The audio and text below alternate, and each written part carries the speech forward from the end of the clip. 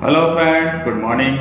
मैं हूं आपका टीचर मान सिंह और आप पढ़ रहे हैं मिनट क्लासेस बाय मान सिंह सर में। तो आज मैं आपको स्टडी के बारे में पढ़ाने वाला हूं। तो आज हम काफ़ी सारी चीज़ों का अध्ययन करेंगे। तो मैं आपको आज एक नई चीज़ बताने वाला हूं, शायद आपने किसी ने पढ़ा भी उसके बारे में। इसे हम रूट वर्ड कहते हैं, जो फिलहाल मैंने भी ज़्यादातर बच्चों को करवाई नहीं है, लेकिन मैं पढ़ाना स्टार्ट करूँगा। तो रूट वर्ड के क्या फ़ायदे हैं, इसे क्यों पढ़ना चाहिए, इससे क्या फ़ायदा होगा, ये आप खुद देख लीजिए। देखिए, जैसे आप एक शब्द को पढ़ लेते हैं, आपने एक छोटा शब्द सुना होगा जियो। जियो माने क्या होता है? अर्थ होता है। तो अर्थ से संबंधित जितनी भी चीज़ें हैं वो जियो से रिलेटेड होगी। इसी से जियोलॉजी बना हुआ है, इसी से जियोग्राफी बना हुआ है, बहुत सारी चीज़ें हैं। जूलॉजिकल भी बना हुआ है इसी से। जैसे दूसरा वर्ड है पैथोस। पैथोस माने क्या होता है? बीमारियां होती हैं, डिजीज़ होती है। अब आपने नोटिस किया होगा कि बहुत सारी लैब होती है, इनके ऊपर लिखा होता है शुभम पैथोलॉजी लैब वगैरह वगैरह। तो पैथोलॉजी में क्या करते हैं, हम बीमारियों का पता लगाते हैं, डायग्नोसिस करते हैं। तो पैथोस का अगर आपको मतलब पता है तो आपको पता चल जाएगा इसके बारे में कि ये सब चीज़ें कहाँ से आई हैं, क्या इसका मतलब होता है। अब जैसे देखिए, तीसरा वर्ड मैं आपको बताता हूँ। जैसे आपने सुना होगा, जैसे एक वर्ड है इंट्रो। इंट्रो माना होता है आंतरिक, और VERT वर्ड माना होता है टर्न हो जाना या बदल जाना। आप देखिए, इंट्रोवर्ट वह व्यक्ति जो आंतरिक सोच रखता है, जो अपने आइडियाज़ को खुल के लोगों को कह नहीं पाता। इसी में अगर हम एक्सट्रो कर दें और वर्ड लगा दें तो ये हो जाता है बहिर्मुखी व्यक्ति, जो अपनी बातें अपने पेट के अंदर नहीं रख पाता है और वो सारी बातें सब लोगों को कह देता है जाके। तो आपको मैं नए सेशन में ये रूट वर्ड पढ़ाऊंगा, और इसका सबसे बड़ा फ़ायदा तो ये है कि अगर आप रूट वर्ड पढ़ेंगे तो बहुत सारे वर्ड आपको याद करने की आवश्यकता नहीं है। जैसे कि एक वर्ड है, आपने सुना होगा, इससे कॉलेज भी बना हुआ है, एमिटी। एमिटी माने क्या होता है? एमिटी माना होता है मित्रवत। तो आप देखिए, इसी से एक वर्ड बना हुआ है, एमी से एमिकेबल बना हुआ है, एमिएबल बना हुआ है, एम्बियंस बना हुआ है। जैसे कई सारे वर्ड हैं। तो आप सब तैयार रहिए।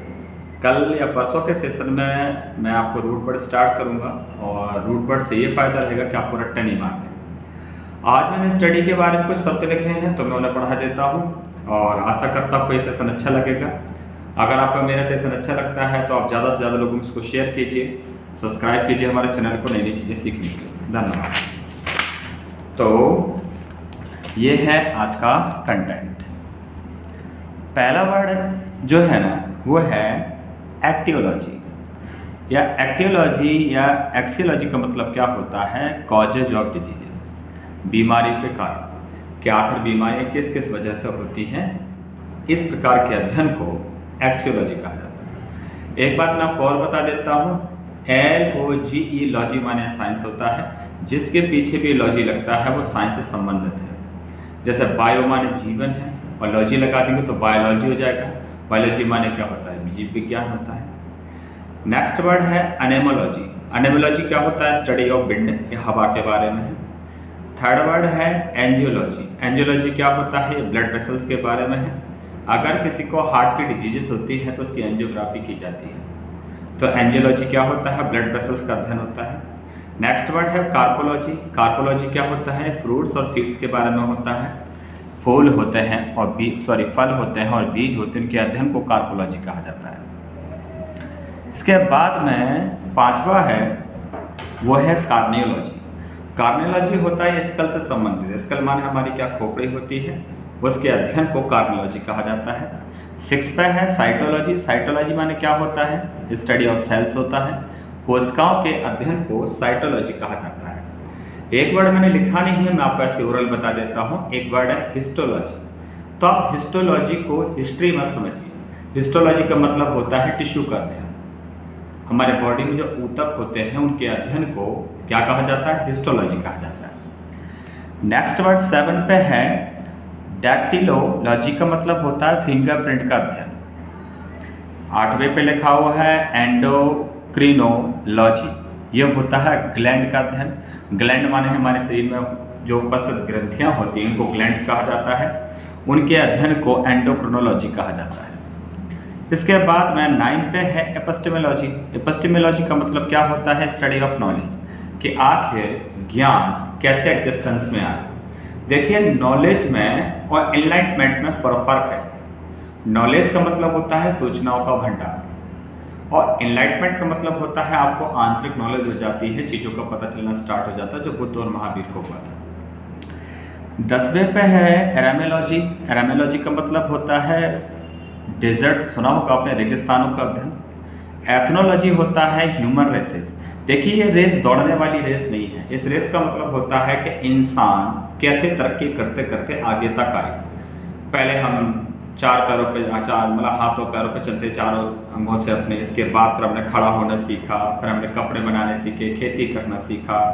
हमारा स्कल पहले जानवरों जैसा था, फिर उसमें चेंजेज आते शुरू हो गए, तो हम आदिम जीव से अब हम आधुनिक जीव बन गए हैं। इस प्रकार के अध्ययन को एथनोलॉजी कहा जाता है। 12वें पे है जीनियोलॉजी। इसे एंसेस्ट्री लिखा हुआ है। जीनियोलॉजी का मतलब होता है वंशावली। जैसे हम पढ़ते हैं कि बाबर के बेटे हैं, उनका हुमायूं नाम था, हुमायूं के बेटे का नाम अकबर था, अकबर के बाद इसके बाद जो पूरी पीढ़ी दर पीढ़ी चली आ रही है, इस प्रकार की हिस्ट्री को जीनियोलॉजी कहा जाता है। 13वें पे है ग्लोटोक्रोनोलॉजी। का मतलब क्या होता है? हिस्ट्री ऑफ लैंग्वेज, कि आखिर भाषाओं का क्या इतिहास रहा है, उसके बारे में जानने के लिए जो अध्ययन होता है उसको ग्लोटोक्रोनोलॉजी कहा जाता है। इसके बाद नेक्स्ट है 14 पे। 14 पे है हेलमिन्थोलॉजी। माने क्या होता है? Study of worms. वॉर्म्स माने कीड़े होते हैं। ध्यान रखना, वॉर्म और इंसेक्ट में फर्क होता है। इंसेक्ट कीट पतंगों को कहा जाता है जो उड़ सकते हैं। छोटे छोटे कीड़े होते हैं, जैसे मच्छर होता है, तिलचट्टे होते हैं, बहुत सारी चीज़ें होती हैं। देखिए, वॉर्म्स अक्सर उन कीड़े को कहा जाता है जैसे केंचुआ, जमीन के अंदर रहने वाले कीड़े। नेक्स्ट वर्ड है मार्मिकोलॉजी। का मतलब होता है स्टडी ऑफ आंट्स, चींटियों का अध्ययन। नोसोलॉजी। नोसोलॉजी का मतलब होता है क्लासिफिकेशन ऑफ डिसीजेस, बीमारियों का वर्गीकरण। बीमारियों को हम बांट देते हैं कि ये इस प्रकार टाइप की बीमारी है, उस टाइप की बीमारी है, वगैरह वगैरह। इसके बाद में 17वें पे है ओनेलॉजी। ओनेलॉजी माने होता है स्टडी ऑफ वाइन, शराब का अध्ययन। इसके बाद में 18वें पे है ऑन्कोलॉजी। ऑन्कोलॉजी माने होता है स्टडी ऑफ ट्यूमर्स, इसे कैंसर का अध्ययन भी कहा जाता है। 19वें पे है ऑन्टोलॉजी। ऑन्टोलॉजी माने होता है एग्जिस्टेंस, अस्तित्व का अध्ययन। कोई चीज़ कैसे अस्तित्व में आई है उसके बारे में पता करने के लिए जो स्टडी होती है उसको ऑन्टोलॉजी कहा जाता है। इसके बाद 20वें पे लिखा हुआ है ओलॉजी। ओलॉजी का मतलब होता है स्टडी ऑफ एग्स, अंडों का अध्ययन। 21वें पे लिखा है ऑस्ट्रेलॉजी। ऑस्ट्रेलॉजी का मतलब होता है स्टडी ऑफ बोन्स, इसे हड्डियों का अध्ययन कहा जाता है। मैं आपको फिर बता देता हूँ कि हड्डियों के डॉक्टर को पीडियाट्रिशियन कहा जाता है। मैं आपको फिर बता देता हूँ, सॉरी, पीडियाट्रिक्स होते हैं, और मैं आपको पीडियाट्रिशियन माने तो वो होते हैं जो बच्चे प्रसूति रोग से सब होते हैं, पीडियाट्रिशियन कहा जाता है। और ऑस्टियोपैथ होते हैं, उन्हें पहलवान कहा जाता है। लेकिन याद रखें कि ऑस्ट्रेलॉजी माने होता है स्टडी ऑफ बोन्स होता है, हड्डियों के जो अध्ययन को ये कहा जाता है। 22वें पे है पैथोलॉजी। पैथोलॉजी माने क्या होता है? स्टडी ऑफ डिजीजेज होता है, बीमारी का अध्ययन है। पैथो देखो मैंने आपको रूट वर्ड में बताया था। 23वें पे है पेडोलॉजी। पेडोलॉजी माने स्टडी ऑफ सॉइल होती है, इसे भूपरिपटी का अध्ययन कहा जाता है, कि भूमि का अध्ययन कह सकते हो उसको आप। और याद रखना कि भूमि जो जमीन होती है उसको, ठीक है, नहीं आप किसी भूमि और को समझ लो। इसके बाद में 24 पे है पेट्रोलॉजी। पेट्रोलॉजी माना होता है स्टडी ऑफ रॉक्स, चट्टानों का अध्ययन। अगर यहाँ पे लिखा होता ओरोलॉजी तो होता है स्टडी ऑफ माउंटेन्स, और यहाँ पे लिखा होता लिथोलॉजी तो वो भी स्टडी ऑफ रॉक्स होता है। इसके बाद 25 पे है फिलोलॉजी। ये भी भाषाओं का अध्ययन है। फाइलोलॉजी होता है प्लांट्स का अध्ययन है। अगर किसी ने 9th क्लास की किताब में पढ़ा है तो आपने नोटिस किया होगा कि हम जब पढ़ते हैं जीवों में वर्गीकरण तो उसमें फाइलम, बायोफ्राइटा, जिम्नोस्पर्म, एंजियोस्पर्म करके ऐसा कुछ आता है। तो फाइलम माने पादप जगत होता है। 27वें पे है पॉलीमेलॉजी। पॉलीमेलॉजी का मतलब क्या होता है?